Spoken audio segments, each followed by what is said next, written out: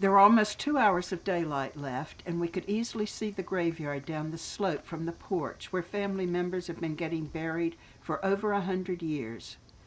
My mother's there, and so is the mother of my older brothers. Inside the fence there are formal stones, stones with proper names and dates. But outside the fence is a long row of rough stones, some no bigger than a football, others big enough to sit on. None of them are chiseled, but there are names in black paint. And every spring when my brothers and I get together to clean off the weeds and trim back the rose bushes, someone will get out the paint to touch up the letters, and we'll start remembering the various animals that have shared our lives. As we walked down to the graveyard with Lady Bell at our heels, the sun was still 3 fingers above the western horizon, and the sweet smell of wild crab apples hung in the air. The stone that Andrew had brought for Blue's grave was about the size and shape of a 5-gallon bucket. Daddy sat on a nearby rock and pried up the lid of the paint can. He brushed the dirt away from a fairly flat area on the stone and dipped his brush into the paint. "Do you believe in a life after this?" I asked him from my perch on a rock that marked the grave of Aunt Sister's ugly pet goat. "In heaven? Wings and halos and streets of gold?" He smiled and shook his head. "Nah, that never made much sense to me." "What do you believe in, then?" He shrugged. "Just 'cause I don't believe in heaven don't mean I believe there ain't nothing after this.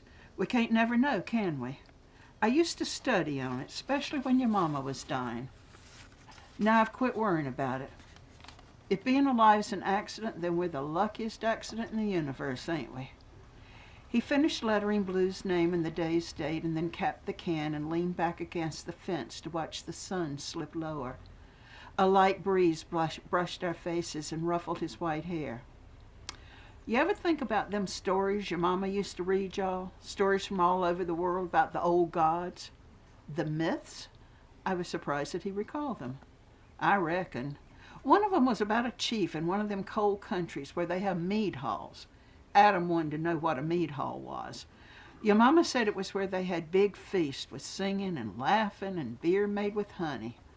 I smiled, having no memory of this.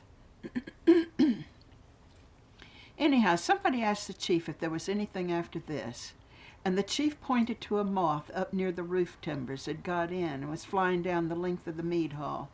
He said that moth was like life. It comes in out of the darkness. It stays a while to see the feasting and the laughing and the song-making and storytelling, and then it flies back into the darkness. We can't see in the darkness, but the moth flies on like there might be something a little better a little further on out there. Is that what you believe, Daddy?" He stubbed out his cigarette with the toe of his scuffed work shoe and smiled over at me. "Well, Shug, got to say it makes more sense than angel wings and streets of gold."